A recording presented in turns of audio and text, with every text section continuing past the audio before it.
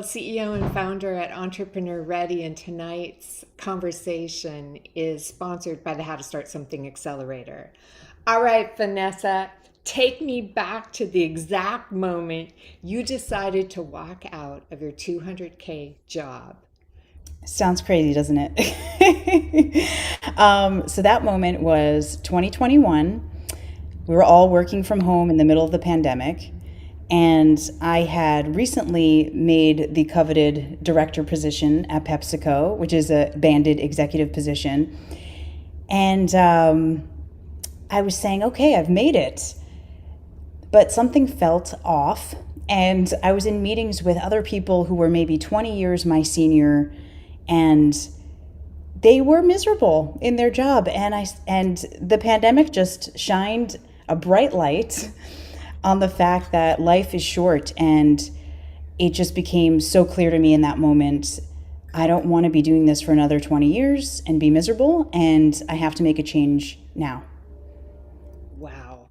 So, where were you in your head, but what did you decide about who you were at that moment? Ooh, I decided I was courageous, but also terrified. But I really wanted to embrace, the creative person that I really was inside. That I think we talked about this last time. I was really good at my job, and I think part of it is because I'm a great actress as a performer and a singer, and so I felt like I was always acting like a businesswoman, but that's not who I truly was inside. Mm. Your own parents asked you if you were crazy. They What did. did you say to them? I said, maybe mom, dad. No, no, but I said, you brought me up to be a very smart, independent woman, right? And they were like, yes. And I said, okay. And you've seen that I can be successful, right? Yes. So I think you can trust me to be smart and successful in whatever career I pursue. And they were like, okay, a little tentative, but okay. Okay. So, as a brand director, right, at PepsiCo, you worked on brands like Mountain Dew, Aquafina, Pure Leaf. Hmm. What did you decide to do for yourself that you had been doing Yeah. for them? Yes. So I was privy to all of these brand strategy tools like the brand wheels and the brand pyramid and positioning statements, etc. And I said, wow, if I could pour that level of thinking and effort into myself the way I'm pouring it into these brands, I wonder how successful I will be. I could be. And I don't know if we have time to share my screen, but I could show my brand wheel Oh, I'd love it. that I Because did. before Go ahead. anything, you crystallized kind of one statement or your sweet spot, right? Yes. And I'm just going to pull that up here. Boop a doop a doop. Because a picture is worth a thousand words, as they say. So let me see if I can share this. Oh, if you can enable me to share.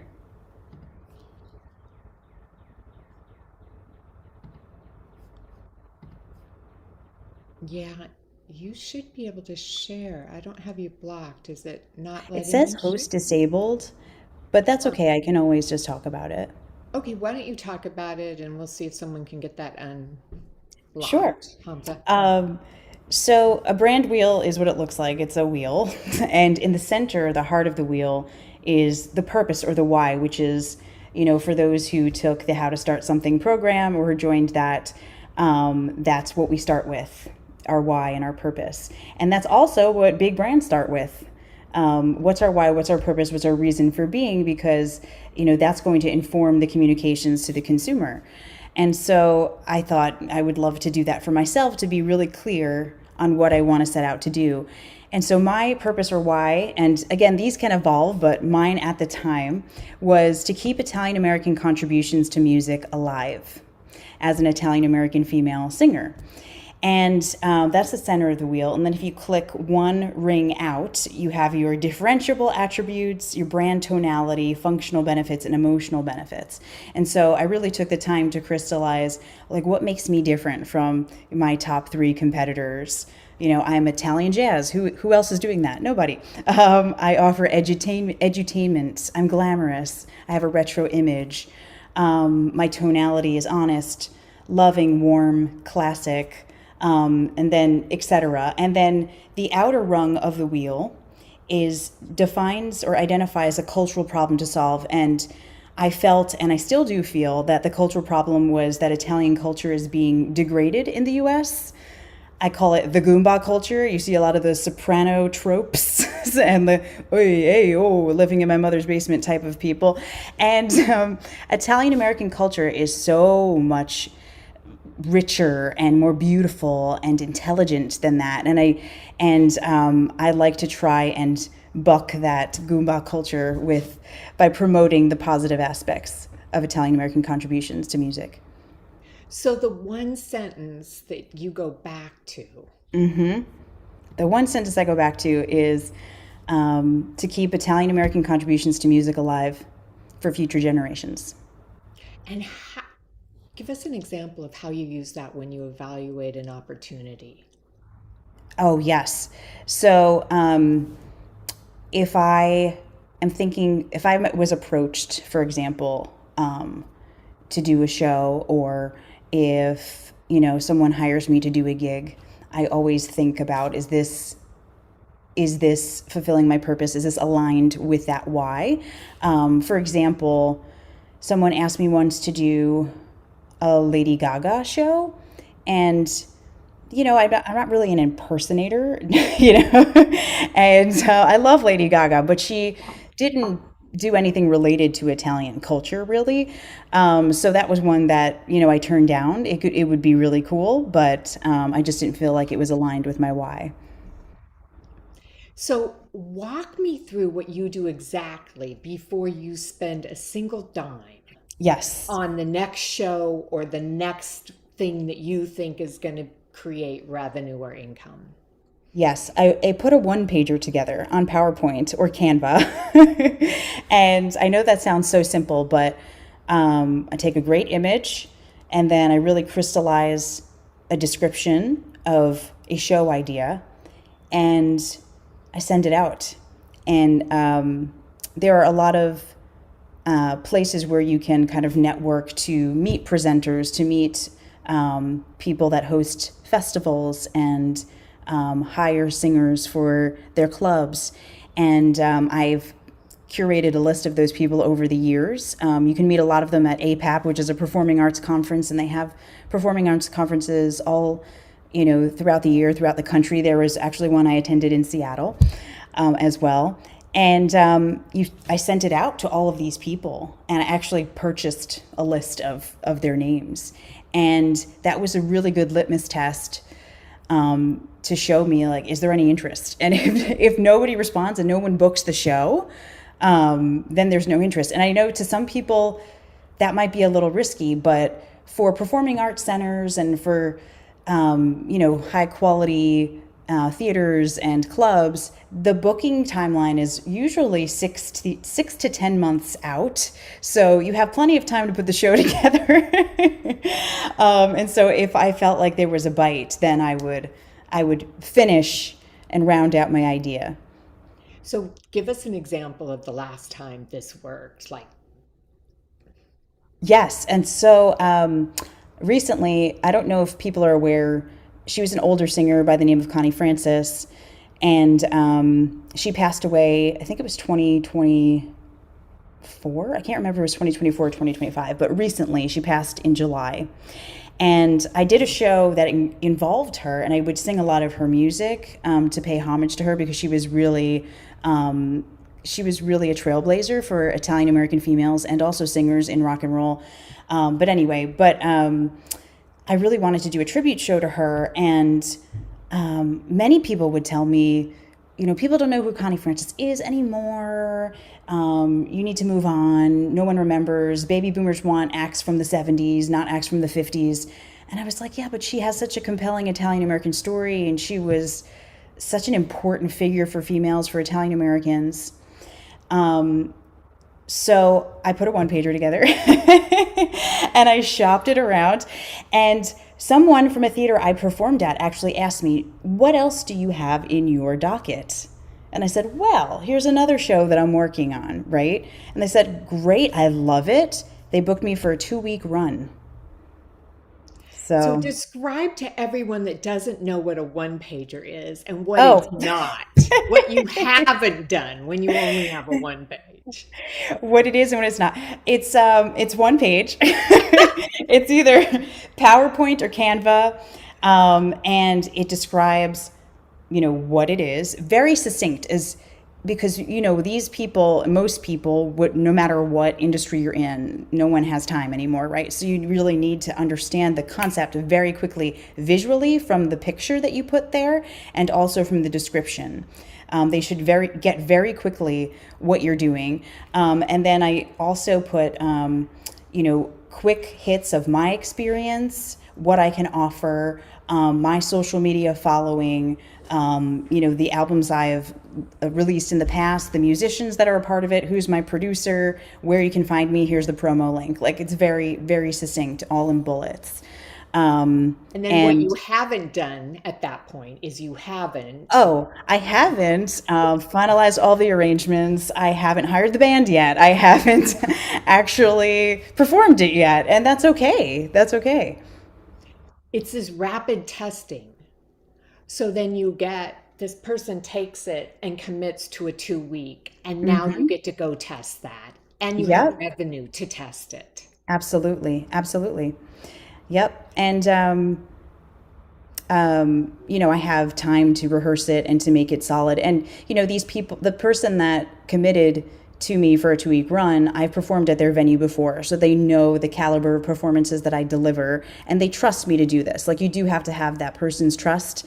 They can't, never have worked with you and commit to something like that without seeing it. But he's seen me perform and liked what he saw. So tell me about that. Tell me about something you tested live and then you took the audience feedback and they started telling you how to iterate or change. Yes, yes. So I did that recently before working on my holiday jazz album. I performed it last December, and I actually told the audience, I said, listen, I am going to record this music as an album next year, and I want your feedback. And I put little pieces of paper on the tables. And I said, tell me what your favorite song was, your least favorite song, anything I'm missing, any other feedback. And it was really helpful because it helped me to say, okay, let's ditch that song. Nobody likes it. I didn't like it either, and let's keep these. And maybe they'll, bring to light a song I didn't consider that I really love. So, what are you learning about test, learn, do? That it's a really effective cycle, and it helps to ensure success in the long run. It's a really it's a simple model, but it's very helpful, and it actually alleviates some of the stress because you already know in advance, like, okay, I already got the feedback. I'm not going to put all of my money and my heart and soul into this and then wait and see what people think. You already know, so it's really helpful. In your journey first, tell us about the experience of getting your first paid gig. You're moving from Ooh. employee to Yes. entrepreneur. Yep. Exactly what happened. Well, I have been a performer for a long time. So my first paid gig was literally when I was 12, but Right. but uh, Once you but made the leap. once I made the leap, um, and I made the leap in the pandemic, so it was a little slow to start. But I started doing Zoom performances just like we're doing now because I said, I have a computer. I have a Zoom setup from being in corporate America. I have a living room. I have a piano. Let's do performances. And people were paying me and tipping me via Venmo. So I just changed the model and it was really helpful. How did you do that? I reached out to venues that were closed and I said, hey, do you want to continue, selling tickets? And we can continue driving awareness and ticket sales for your venue, even if you're closed, by going to a virtual platform. And they all said yes. So that was good. Wow. So talk to us. How many pitches do you actually send out in a week? And Oh, what happens? yes. So this ebbs and flows throughout the year because there are kind of booking seasons. But I am always booking. It's just the volume changes at different times of the year. So November through January are the most intense booking times for the following year. By February of every year, usually that full year is booked.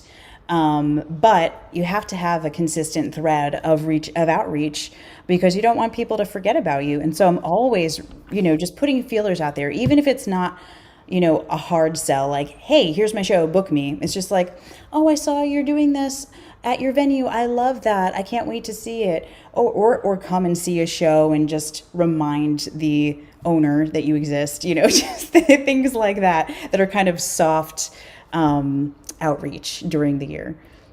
So in a normal week, what does that look like for you? So that looks like going to support a friend, writing an email, just saying, "Hey, I have a new How album coming many out." emails? Oh, how many emails? I would say 20 to 30 in a normal week, and then during a crazy booking season, it's like hundreds. And what happens in terms of when not many get back to you on those? That's okay. I don't take it personally because I know there is a right time for everyone for when they, are doing their bookings. And most often people get back to me at some point, even if it's not exactly when I want them to, even if it's not in the moment, they'll get back to me 3 or 4 months and be like, hey, I just found your email. You know what? I had this in mind. So it's always good to continue keeping those contacts. And talk to us a little bit about your customer acquisition. What are all the ways you're currently marketing yourself and what's most effective? Sure. Ooh. Well, I don't know what's most effective because I feel like they all work. But I'm on Yeah, and Instagram. you are a master marketer. So we are listening to not only an entrepreneur, but a master marketer. Okay, Oh, thank you. take Thank you. us inside. I have a mailing list that I built to 3,500. So every show I did from the beginning of my performing life, I passed around a book and people entered their emails and it grew to 3,500. And so I email people monthly with all the shows I'm doing and it reminds them of me. And some will respond and be like, oh, my daughter's wedding's coming up. We'd love to hire you. Or I have this event and etc. So that's one. Two is I'm on Gig Salad. I was on that for a long time, and it's What is actually like that? it's a performer's hiring platform where you just put your profile together. And I've gotten a lot of inquiries through Gig Salad, strangely, a lot of corporate events. So that's a cool place to get hired as a performer. Instagram, and the more I grow, the more I collaborate with other brands, the more people reach out to me in my DMs and ask to hire me. And then, of course, in person at gigs, just handshaking, meeting people. This couple came to see me in New York City from Baltimore, and they just wanted to see me face to face. And they shook my hand. They said, "That was amazing. Now I want you to perform at our 50th wedding anniversary, and I want to pay for the whole band to come down to Baltimore." And I was like, oh, wow. So all different ways it happens. So once you had a venue that rejected your show, right? Mm-hmm. And you did something I thought was so creative. And I don't know if every artist would have done it or Thank you. every entrepreneur. Tell us that story. Yes. So there was a theater that didn't hire the show, and I said, "Well, how much would it cost to rent the theater?" And they told me the rental fee, and I said, "Okay, I'm going to rent it." And I'm going to fill it. And we did. We sold 400 tickets. Um, it was one of those things where I did have a strong proof of concept, but the How did you have that? I already had performed the show in Manhattan. It sold out. It was a smaller venue, around 125 seats, but so many people said they couldn't get tickets because it was sold out and they wanted to see it. And so many of my friends, fans, and family were saying, "I really wanted to see that show. When are you doing it again? When are you do?" And I just knew I could pack it. I just knew I could. But there was a barrier with the middleman not understanding the value of the show. And I've never seen you perform here. People don't know you. I'm like, they know me. I have a mailing list of 3,500. I have an Instagram of 16,000. Sometimes in some venues, these bookers are old fashioned and they don't realize the value of social media, the value of a mailing list. And if they don't, see me themselves, or if they haven't heard of me themselves, they don't understand that I can pack the place. But I packed the place and they were so happy. They were my best friend after that. When are you coming back? What did that teach you, and how has it impacted you going forward? Yes. So it's so interesting because you do have to balance testing with trusting your gut, because that taught me to trust my gut and to not take no for an answer. That if I believed something was going to work, it would. But I also have a good business sense. I have an idea of what people will react positively to, what they will buy tickets to. But if you develop a strong business gut, I guess I would call it, and you feel like the no's that you're getting are wrong, keep going, keep pushing, find a way to make it happen. Yeah, and what happened in terms of the profitability on that show versus other shows? I mean, we make more on that show than we do in other shows, and we charge more in that show. In the beginning, I was afraid to charge more because I thought, oh well, maybe they won't book it because it requires an 8-piece band and 2 singers, and that's a lot. But when they see that professional quality, people are willing to pay more because it's like mini Broadway in their backyard. So that's how we're positioning it as, Broadway in your backyard, where you don't have to drive to Manhattan. Oh, so I've heard you talk about often promoters, sponsors are trying to say, I'll give you exposure instead of money, Oh, right? I How do hate you that. respond to that? Yes. I say, well, thank you so much. I try to be polite as I can, even though that's an insult when somebody says, I'll give you exposure versus money.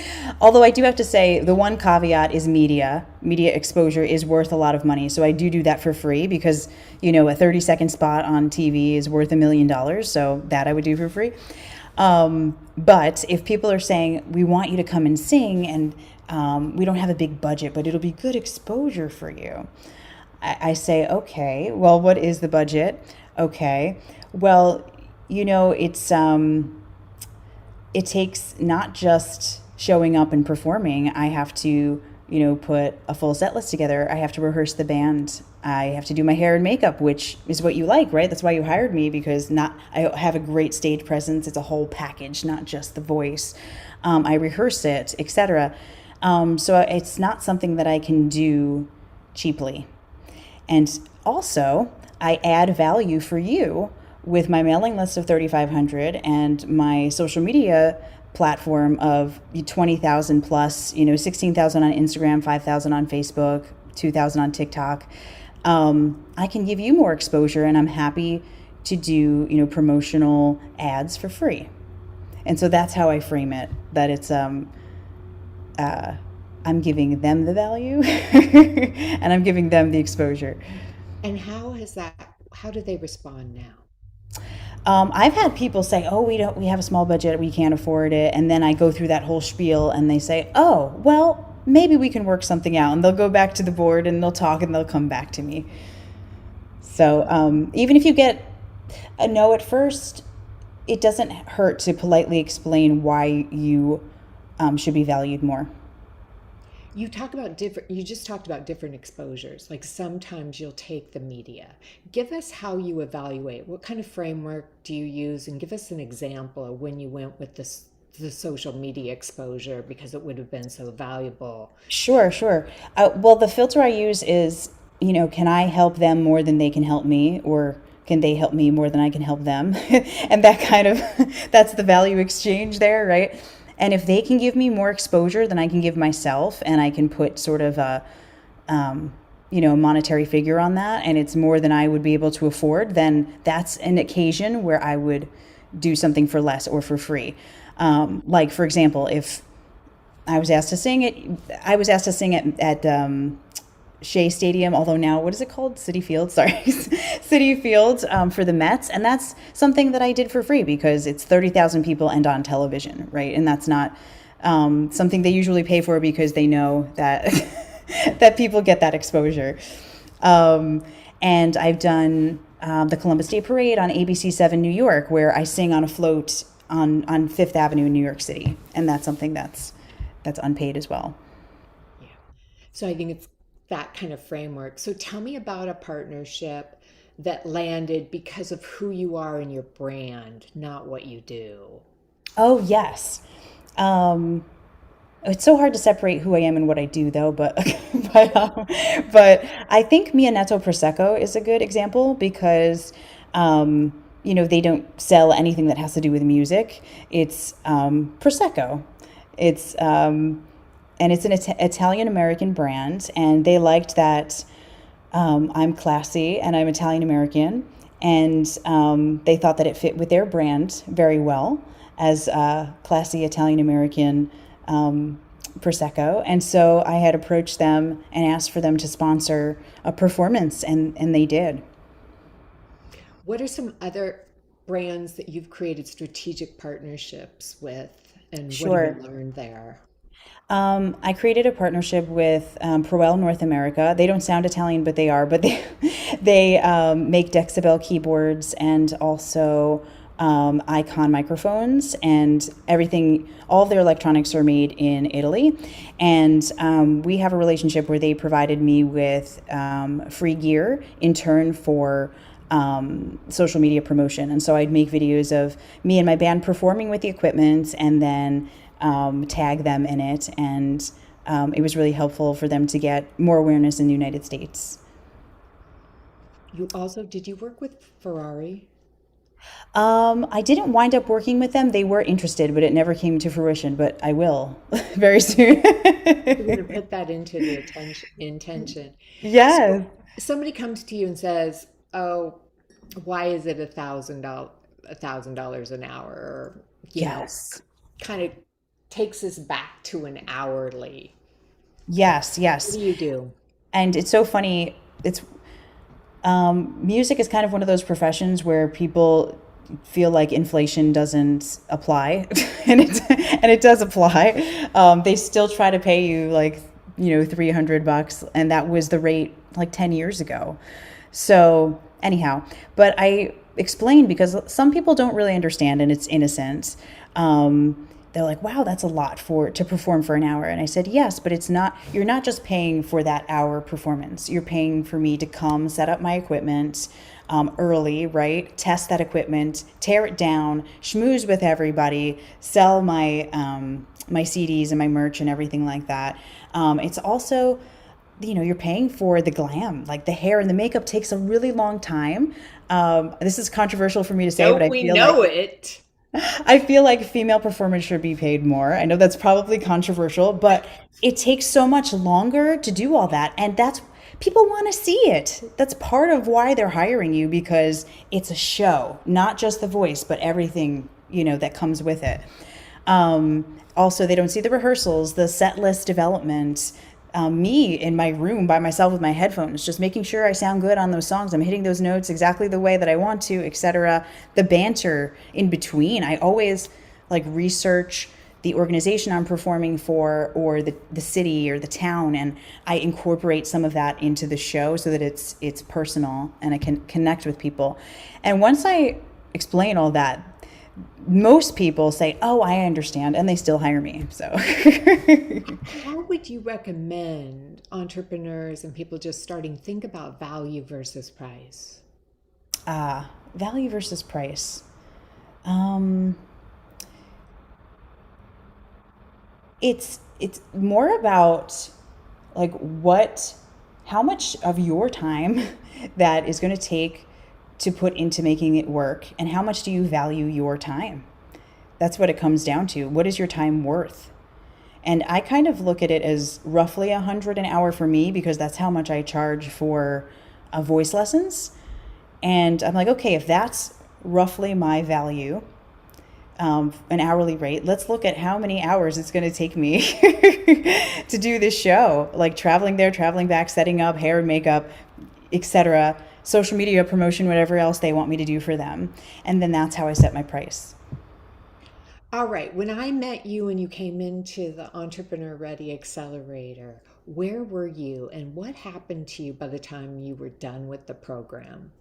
Oh my goodness. You came at such a perfect time in my life because I was leaving in 2021, and then my friend who also left PepsiCo found the How to Start Something program, and I immediately applied, because even though I am a marketer and I had the experience at PepsiCo, I hadn't applied it to myself before. And leaving the structure of a big company with a manager, with, these objectives and templates and structure, it was very scary to like leave and have no structure. And I didn't know that if I could do that for myself or not. And so it was so helpful to jump into the program and have the structure to do, what I do for brands for myself, to launch my new album in 2022. It was like perfect timing. And was the album the first revenue stream in the full time as an Yes, entrepreneur it with your was. brand? Yeah, it was. And that album led me to my first label. Like, I had an album before that, but I was independently released. So my first label, I made top 10 on the jazz chart, and in the past I did top 60. Um, I made I got on Seriously Sinatra, which is a radio station on Sirius XM, and they pay royalties every time your song is played. So it's been 5 years since I launched my album, and I'm still getting paid those royalties, which is great. So it was a huge milestone album for me, because I feel like it really took me to the next level from an artist perspective and from a business perspective. And I'm booking around 50 shows per year from that album. Wow. What's the biggest change in your mindset from when you were a director and an employee to now? Oh, the biggest change in my mindset.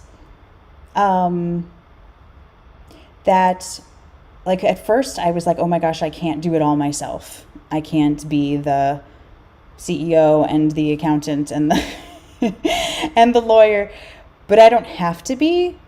I can build a network, hire people, outsource where needed, and I can take my time and, look things up. We've got ChatGPT now, so that helps hugely. Saves me so much money on legal contracts, you know. Um, so as long as you have the right support, whether that be humans or technology, you can do it yourself. Walk me through every way you make money now, and Yes. which ones didn't you see coming? Ooh, yeah, this is fun because I didn't see these in the beginning, but I make money through selling CDs, physical CDs at shows. I make money through my biggest money maker is performances, like actually going out and singing and performing, being on tour, they call it. And then through merch, like I actually made some like an extension of my brand through t-shirts. I have a shirt that says, I'm a jazzy Italian, or a shirt that says, I got a baci from Vanessa Racci, and baci means kiss. And then I have stickers for little kids that say baci canta, which means like kiss, sing, and like all these cute Italian phrases and stuff, to promote the culture in a positive way. I also make money through teaching voice, and that has become basically a second job. Like in addition to performing, it's also another strong revenue stream. My performing, has made many young budding singers interested in also performing and being like me. And so they want to know my secrets. And I think I'm honestly a fabulous teacher. I trained myself in vocal sciences, and so I do offer more than a lot of voice teachers out there. And then also royalties. I didn't realize that was a possibility for me, because I didn't think you could make money through royalties when you're not famous. But I do get paid every time my song is played on Seriously Sinatra, and I serendipitously got picked up by CBS, ABC, NBC, Fox, CNN. They I don't even know to this day what song they use, but I keep getting the payments. But they took snippets of my songs from my albums, and I just keep getting money coming in, which is great. Two things I want to dive into. You have created this thing where you put together production. Talk to us about this. You've told us a little bit about how you test it. Uh-huh. And I'm sorry, how I test a new production? Yeah, yeah, like what that looks like, these shows, right? Yes. Well, I start with the one pager, and then if that gets interest, oh yes, I'd love to book that. Then I put together, or first I hire an arranger, and then share my vision on the songs. We put the arrangements together. So arrangements are basically a rearranged version of a song with your own take on it, if that makes sense, with different music and harmonies. And so we'll put the music together, and then I will perform it either in rehearsal or live. And then we'll iterate. We'll say, oh, that song didn't work the way I thought it would. Nobody clapped. Or sometimes that's feedback in itself, right? The reaction from the crowd. And I know what we need to increase the tempo. That's going to help. And then we make lots of notes, change the arrangements, and then do it again. And then if it's something that I feel like is really going to translate well to an album, I'll record it and I'll sell that as well. So, what is something that you were told wasn't going to work that everyone was convinced wasn't going to work but has worked? I mean, everything I've done pretty much. Back to your parents. Are you crazy? My Jazzy Italian album, people would say, that's super niche. Who's going to buy that? But because it's niche, it makes me very different. And that's why a lot of these Italian organizations hire me, because no one else is doing it. But yeah, I had a lot of pushback on Jazzy Italian. And then also my Forbidden Love show, The Love Story of Bobby Darin and Connie Francis. My pipe dream was to take it to Broadway, but I quickly got turned down by some gatekeepers, and they said, no one knows who Bobby Darin and Connie Francis are. They're from the 50s. They're, a dying generation. And then there's a very successful show on Broadway called Just in Time, being headlined by Jonathan Groff, The Story of Bobby Darin. So that actually, even though it angered me when it came out, it also validated me that I knew that was a great idea. And it's helping to sell our show in places around the country that don't have access to Broadway. So we can't sell it in New York, but we can sell it in Florida. We can sell it in Vegas. So it's actually helping. You talk about gut and de-risking. What's the balance there for you? How do you do that? Yes, I know. That's so hard. So I look at what's out there in the market. If I feel like it's different, and that enough people would be interested in it, that's what gives me a strong gut or conviction, even if some people turn it down. And I'll also vet it with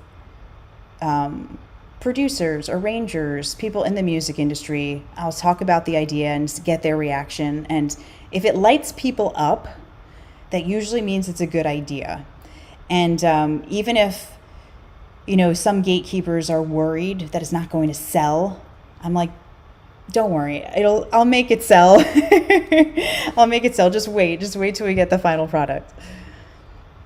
Talk to us a little bit about, you're such a good brander. What have been some of, I don't know, your practices, your habits, your rules that you Yeah. would say would apply to anybody here trying to that doesn't have the branding background you have Yeah. to apply? Sure, sure.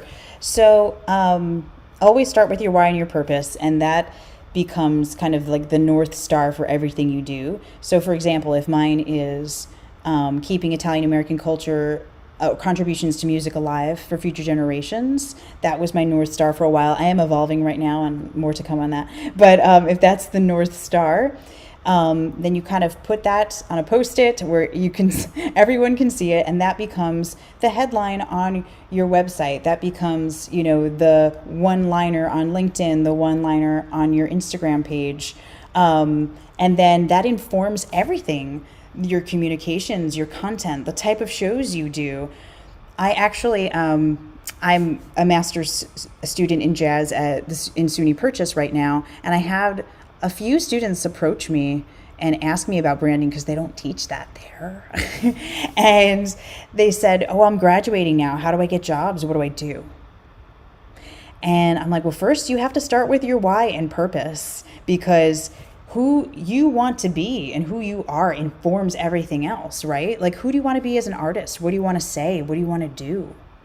That will inform the music you put together, your next album, your next show, your website, your Instagram page, So it was hard for me to advise them until they crystallized that. And they were young. They're like 20, 23, 24. And I don't know that they understood how important it is, but that does inform everything. Really being real with yourself and crystallizing that statement helps make everything else clear.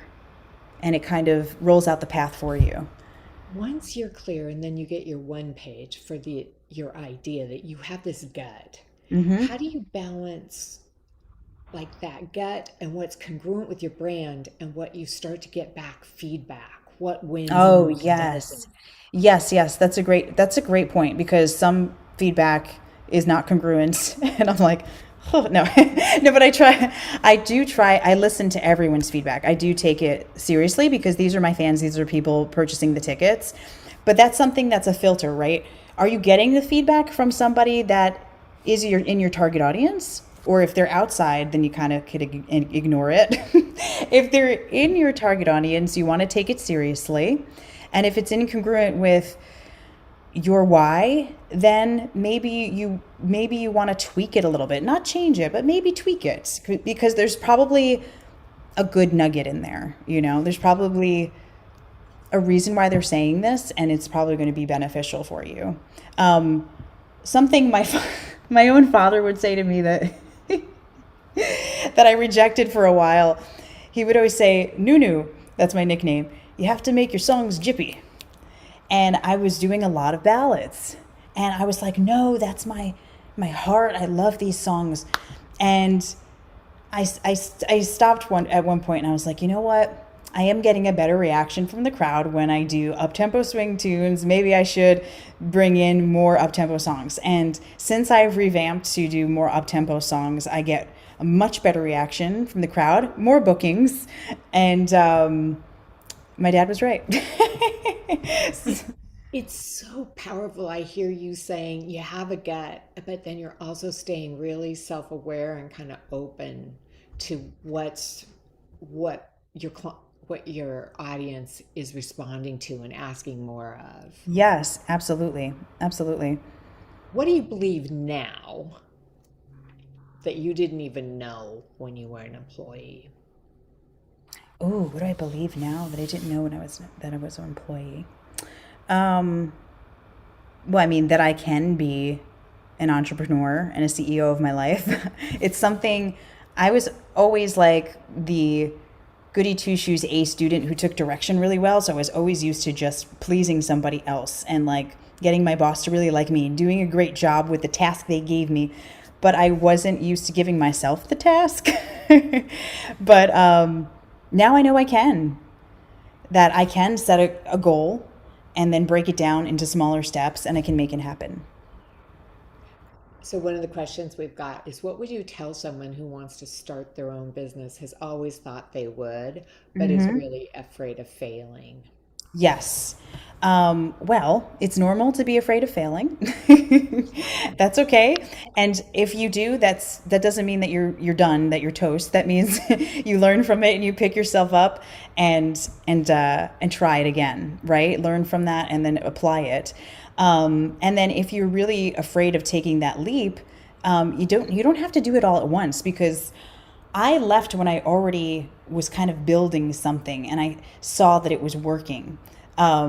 I took the money from corporate America, invested it in my first album. Then I started touring, and then I started coming up with the idea for my second album. Put the music together, got the budget together, and then I left because I wanted to make sure there was a market there before I took that leap, and make sure that I could make a decent living before I left my 200K job. But you did a So, lot of de-risking, right? You had revenue streams that had been validated. And yes, I think yes. that that's kind of a misnomer. A lot of people think they have to leave to start. And what would you say to No, that? no, you don't. No, I mean, I'm not going to lie and say that it's easy to do both at once. It's not. I was working from 9 a.m. to 8 p.m. most days at PepsiCo, and then coming home, having dinner, working out, and then sending emails, putting set lists together, selling myself to book gigs, going to band practice at like 9 o'clock at night. It was a little nuts. But it's not something that you have to do forever, maybe a couple of years until you feel like you have your footing, like you've built that network, you've built a fan base, you've built your product prototype, whatever that is, and then you can go. So, talk to us a little bit about social media marketing. If you had some don't do this and make sure you're going to do this, Yes, basic things that you're starting to really, insights that you're seeing are working for you, what would those be? sure. So I would say be consistent. Um, don't post random sporadic ideas. You want everything to be consistent with what you want people to take away. A social media expert I spoke with once had said to me, your Instagram page is your resume now, right? So when somebody looks at your Instagram page, they should get a really good idea. Oh, this, look at what this person does. Oh, wow, how cool. Look at what they offer. Oh my God, they're amazing. You know, so they should really take away who you are as an entrepreneur, as a person, what you offer, etc. And I would pick three themes. That seems to be the sweet spot, like three themes. Me, I share my music. That's my biggest theme. I share Italian American culture and teaching. Like, here are my voice students, here's what I taught them, here's a tip for how to save your voice, here's a tip for yada yada.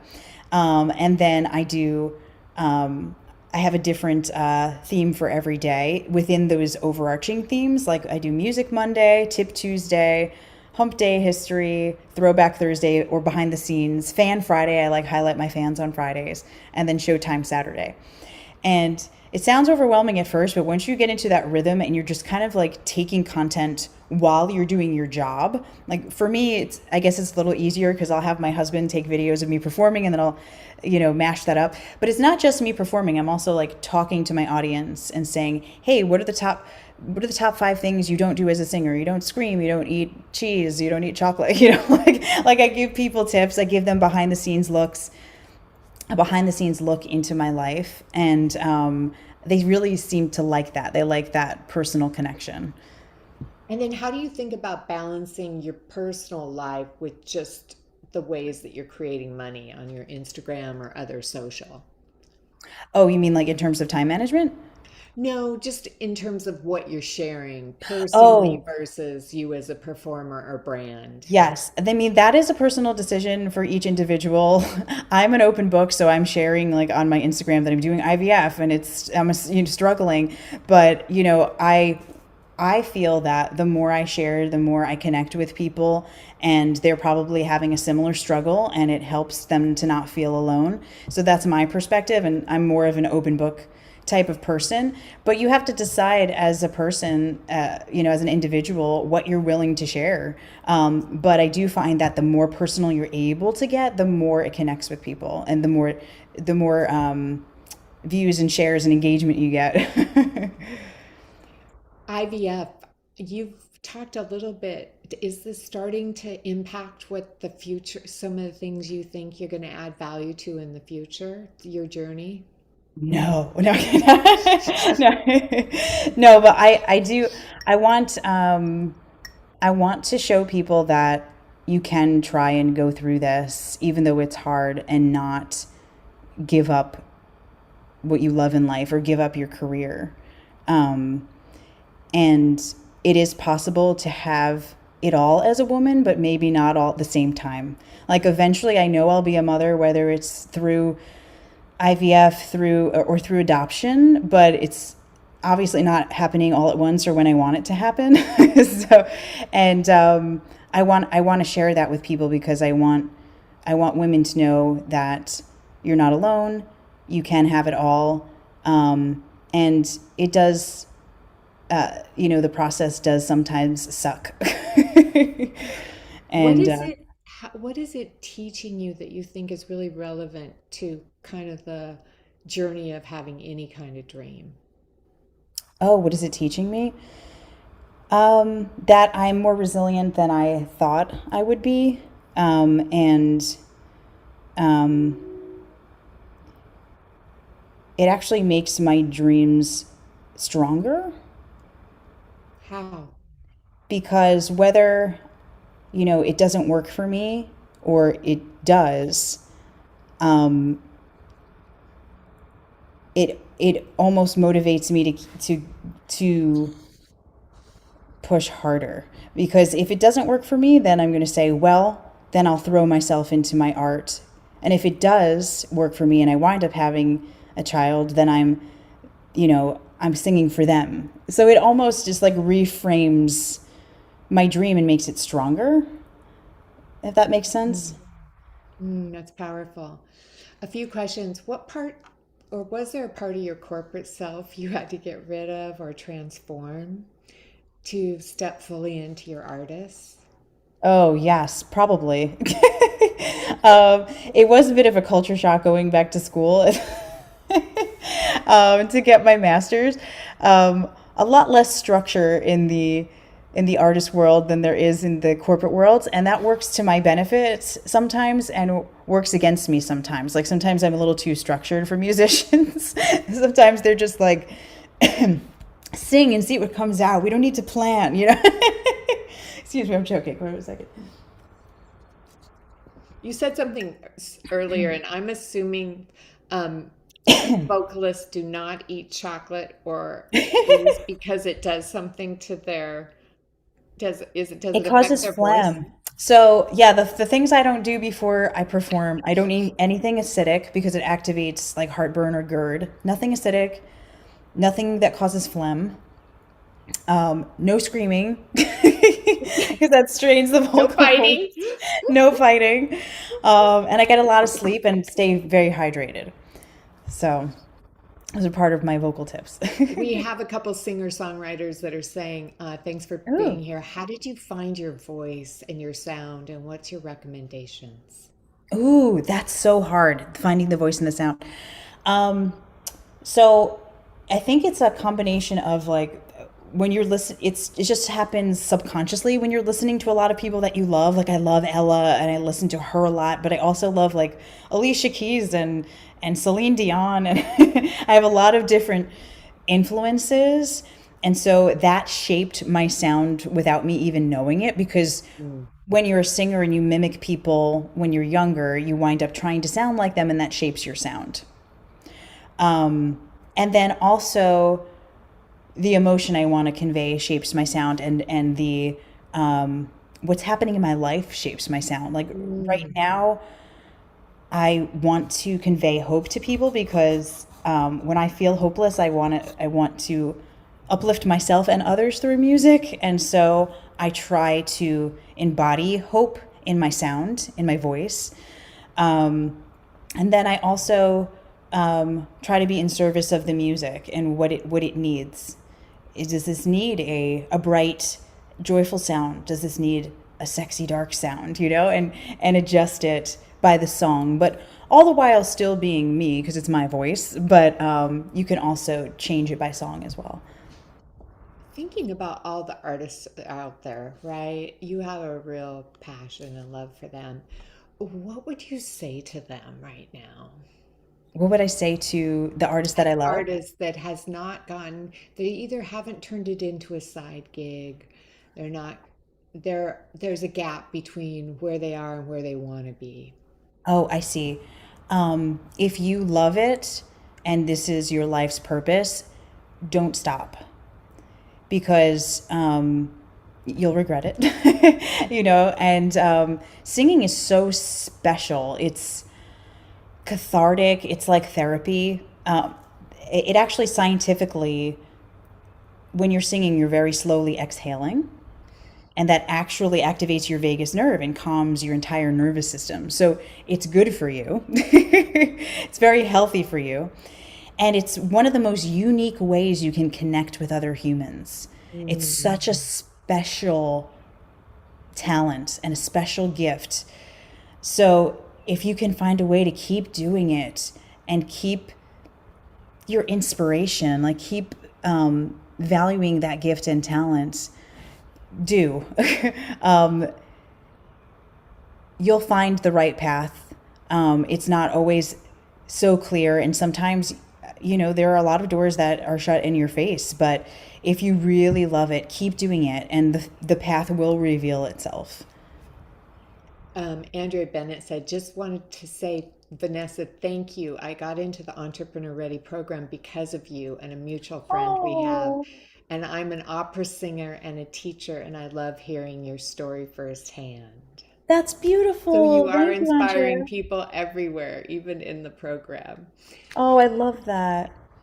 So when you think about what's up ahead, what are you excited? The IVF journey, right? I don't know if I'm excited for that. I'm Well, we're like, holding you for the yes, vision of that yes. family.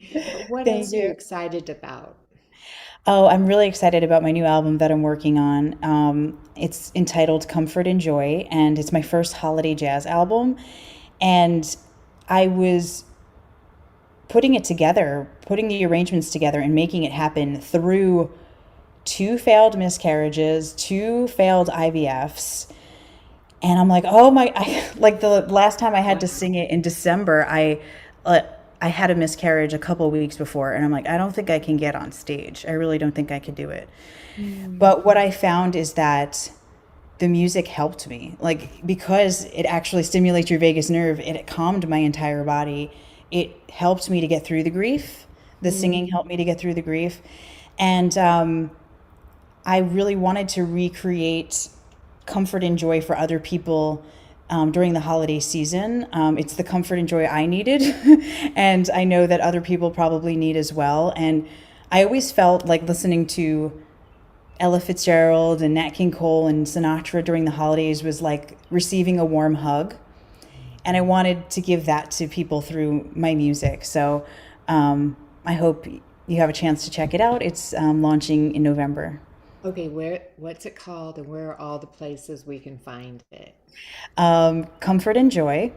And I'm doing an album release show at Birdland, New York City, Birdland Jazz Club on December 6th. And it'll be available on all streaming platforms in November, but not until then. I love it. Oh, wow. So much greatness. So, just as we wrap up, if there's anything else you would want to say to an entrepreneur, an artist, someone out there that is working on their dream. Yes. You may have days where you're discouraged or it may seem daunting, but keep going just one little step at a time. There's this beautiful Gershwin's tune, I'll Build a Stairway to Paradise, and I love quoting it because whenever I feel overwhelmed, it helps me to put things in perspective, but it's I'll build a stairway to paradise with a new step every day. I'm going to get there at any price. Stand aside, I'm on my way. I've got the blues and up above it's so fair. Shoes, go on and carry me there. I'll build a stairway to paradise with a new step every day. And that's exactly what it is, right? Keeping your shoes moving forward with one little step at a time. And the big picture might seem really daunting, but just ask yourself, what's that next little step? What's that next little step? And you'll keep going. Oh, what a beautiful way to bring our time together to a conclusion. If you know there's more for you, get over to howtostartsomething.com and let us support you on your dreams. Vanessa, I can't wait to get that holiday album. And thank Oh, you for spending time with us and just blessing us with your story of and your course. spirit. Thank you. Thank you for having me. Have a great night, everyone.